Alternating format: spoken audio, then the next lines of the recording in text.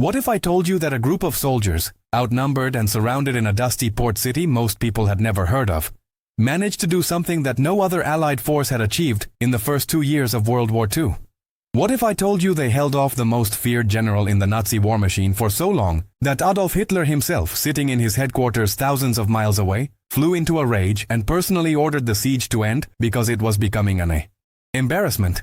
Before we dive into this incredible story of defiance that rewrote the rules of warfare, drop a comment below and let me know where you're watching from. Are you from Australia, Europe, North America? I want to know where this story is reaching across the globe. This is not just another war story.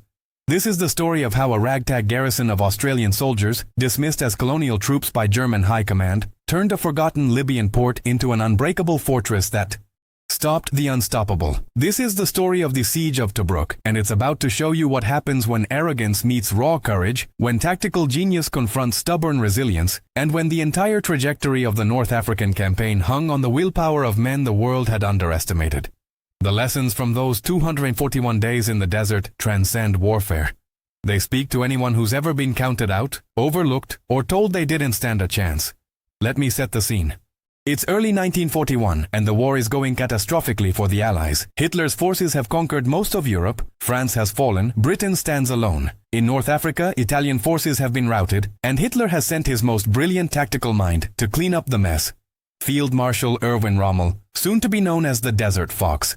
Rommel is not just any general. He's a legend in the making. A man who rewrote the book on armored warfare during the invasion of France. He's bold, unpredictable, innovative. His panzer divisions move like lightning across the desert.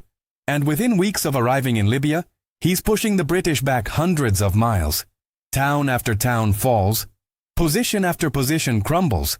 The British are in full retreat. And then there's Tobruk, a port city on the Libyan coast with a deep water harbor. Strategically, it's everything. Whoever controls Tobruk controls supply lines. Rommel needs it. The British absolutely cannot afford to lose it. As Commonwealth forces retreat eastward toward Egypt, the decision is made. Tobruk will be held. And the soldiers chosen to hold it? The 9th Australian Division, along with some British artillery units and other Commonwealth troops. These Australians aren't professional soldiers in the European sense. Many are volunteers, farmers, tradesmen, men from the outback who enlisted to fight for king and country, but who bring with them something else. A cultural irreverence for authority, an ingrained skepticism of pompous hierarchy, and a determination born from surviving in one of the harshest environments on Earth. But here's what German intelligence reports said about them. Colonial militia, poorly trained, lacking the discipline of European armies, likely to break under sustained pressure. Rommel himself, confident from his string of victories, expected Tobruk to fall within days, perhaps a week at most. He'd send his panzers crashing through the perimeter. His Stuka dive bombers would terrorize the defenders, and the garrison would surrender like the others had. The German propaganda machine was already preparing victory announcements. April 10, 1941. Rommel launches his first assault on Tobruk. What happened next would shock everyone. The Australians didn't just resist. They fought with a ferocity and tactical cunning that stunned the Afrika Korps. When German tanks rolled toward the defensive perimeter, Australian anti-tank crews held their fire until the panzers were dangerously close, then opened up with devastating accuracy. When infantry tried to probe the defenses, they were met with coordinated machine gun fire and aggressive counterattacks. The Australians didn't just defend. They sent out night patrols that infiltrated German positions, gathered intelligence, took prisoners, and kept Rommel's forces constantly on edge. They turned the siege into psychological warfare. Rommel was furious. How were these supposedly inferior troops stopping his elite divisions? He ordered another assault, then another. Each one was repulsed with heavy German losses. The Desert Fox, unaccustomed to failure, threw more resources at the problem. Artillery bombardments that would have broken most defenses. Dive bomber attacks that turned day into a nightmare of screaming engines and explosions. Tank assaults from multiple directions. The Australians absorbed it all. They lived in underground dugouts, endured temperatures that soared to 120 degrees Fahrenheit, dealt with flies, disease, dwindling supplies, and the constant knowledge that they were completely surrounded. Supply ships trying to reach Tobruk had to run a gauntlet of German aircraft and submarines. Many didn't make it, but the Australians held, day after day, week after week, and something extraordinary began to happen. The German soldiers, some of the most disciplined and fanatical troops in Hitler's armies, started to respect their adversaries. In letters and diaries captured later, German soldiers wrote about the tenacity of the Australians, their skill in night fighting, their refusal to break. Rommel himself, in his own journals, expressed grudging admiration even as he grew increasingly frustrated. This was supposed to be a footnote in his triumphant march to Cairo. Instead, it was becoming a meat grinder. The German propaganda minister Joseph Goebbels made a catastrophic mistake in those early weeks. In a radio broadcast, he mockingly referred to the Tobruk garrison as rats caught in a trap, implying they would soon be exterminated. The Australians heard this broadcast, and they loved it. They immediately adopted the name. They called themselves the Rats of Tobruk with fierce pride. They wore the insult as a badge of honor. Badges and insignia were created featuring rats. The psychological war had flipped. What was meant to demoralize them had instead forged an identity, a collective spirit that said, "You think we're rats? Fine, we're rats who will never surrender this hole." As April turned to May and May to June, the siege dragged on. Rommel was under immense pressure from Berlin. Hitler was demanding results. The entire North African strategy depended on taking Tobruk and pushing east to seize the Suez Canal. But the Desert Fox was stuck.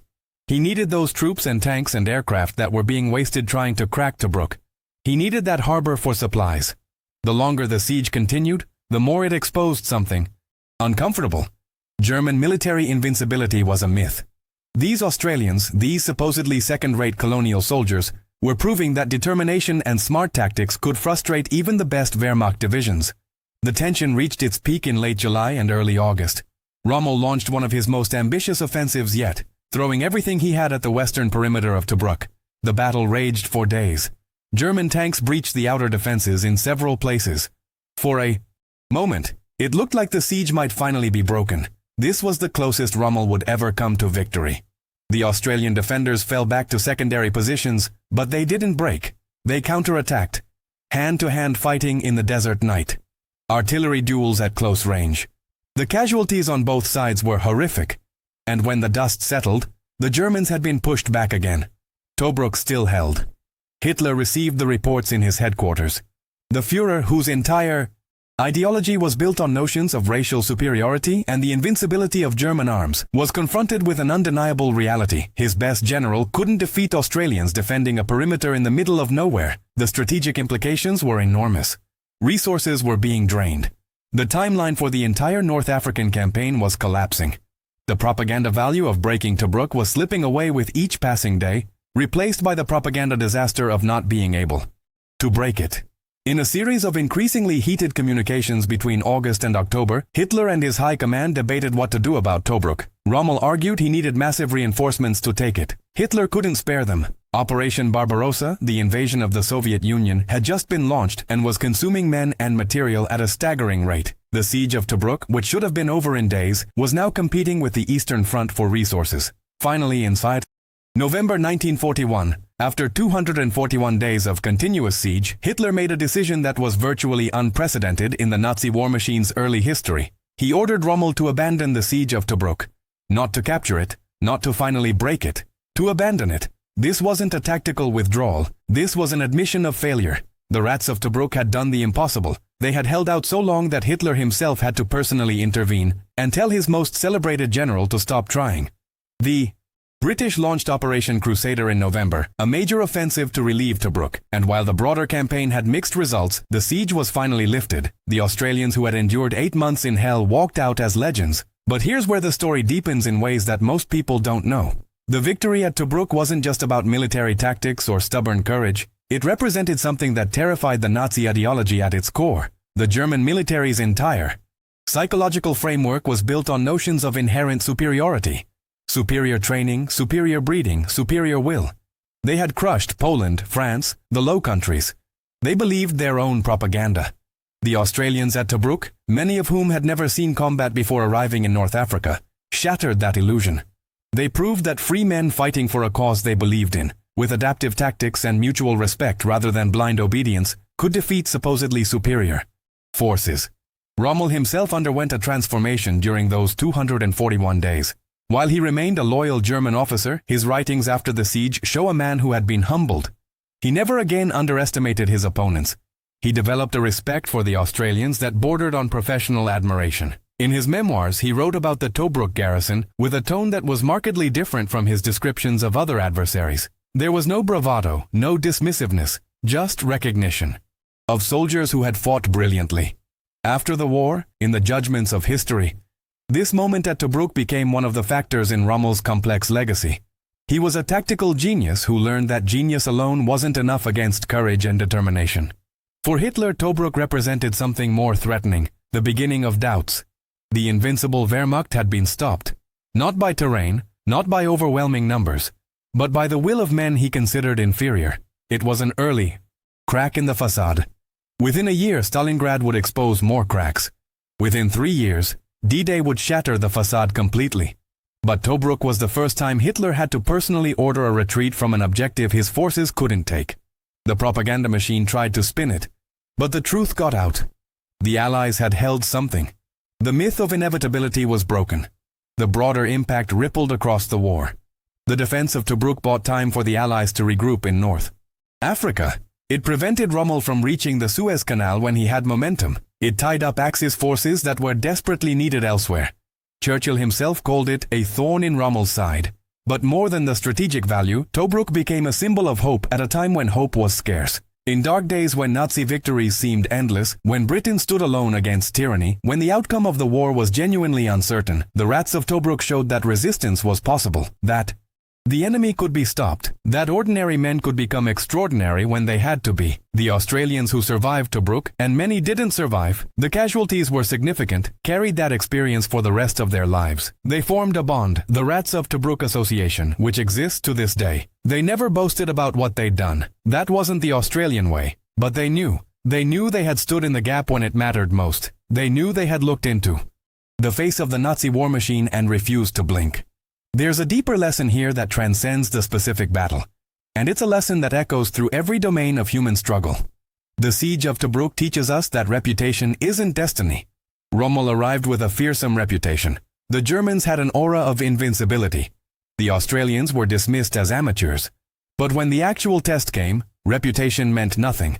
What mattered was preparation, adaptability, courage under pressure, and the refusal to accept defeat. How many times in life do we face situations where we're counted out before we begin? Where the smart money says we don't have a chance? Where the experts dismiss our potential? Tobruk says, prove them wrong. Not with words, but with action. Not with bravado, but with resilience. It teaches us about the power of collective identity. When Goebbels called them rats as an insult, the Australians could have been demoralized. Instead, they flipped the IO narrative. They owned the insult and turned it into strength. How often do we let other people's definitions of us limit what we believe about ourselves? The Rats of Tobruk said, "You can call us whatever you want. We decide what it means." That's a lesson in psychological resilience that applies far beyond warfare. It teaches us about leadership without arrogance. The Australian officers at Tobruk led men who didn't respond well to rigid hierarchy. They had to earn respect, not demand it. They made decisions collaboratively. They listened to their soldiers. This wasn't weakness. It was a different kind of strength. And it worked better than the German top-down command structure in the specific conditions of the siege. Modern leadership theory increasingly validates this approach. The best leaders aren't dictators. They're facilitators of collective excellence. It teaches us about humility in the face of challenges. Rommel's initial arrogance, assuming Tobruk would fall easily, cost him dearly. His later humility, acknowledging the quality of his adversaries, made him a better commander. Hitler's inability to accept that his ideology might be flawed contributed to increasingly catastrophic strategic decisions. Pride comes before the fall. This is a principle as old as human civilization, and Tobruk illustrated it perfectly. The Australians, starting from a position of being underestimated, had nothing to prove except what they demonstrated day by day. That freedom from ego made them formidable. And perhaps most importantly, it teaches us about grace and respect even in conflict. After the war, many of the Australian veterans and German veterans of the North African campaign found mutual respect. They had fought each other fiercely, but they recognized the humanity on both sides. Rommel was remembered by his adversaries not just as an enemy, but as a soldier who fought with a certain code. The Australians were remembered by Germans who fought against them as worthy opponents. This capacity to honor the courage and skill of those we oppose while still opposing them firmly, that's a maturity our modern world desperately needs. The story of Tobruk is ultimately about human potential in extremity. It's about what happens when people are pushed to their absolute limits and discover reserves they didn't know they had. It's about systems and ideologies being confronted by uncomfortable truths. It's about the arc of history being bent, even if just slightly, by the actions of individuals who refused to accept what they were told was inevitable. So if you're facing your own siege right now, whether it's a career challenge, a personal struggle, a situation where everyone's counting you out, remember the rats of Tobruk. Remember that 241 days in hell taught the world that courage, intelligence, and determination can overcome superior firepower and fearsome reputations. Remember that the people who dismissed you might be forced to respect you if you hold your ground. Remember that even the most powerful forces have limits if you refuse to break. If this story moved you, if it made you think differently about what's possible when underdogs face overwhelming odds, do me a favor, hit that like button to help this story reach more people who need to hear it. Drop a comment sharing your own story of overcoming the odds, or tell me what lesson from Tobruk resonated most with you. Share this video with someone who's facing their own impossible challenge right now. And subscribe to this channel because history is full of these incredible stories of human resilience, and we're just getting started uncovering them. The rats of Tobruk held their ground for 241 days and changed the course of history. What will you hold your ground for? Until next time, stay strong, stay humble, and remember, reputations can be overcome, but character endures forever.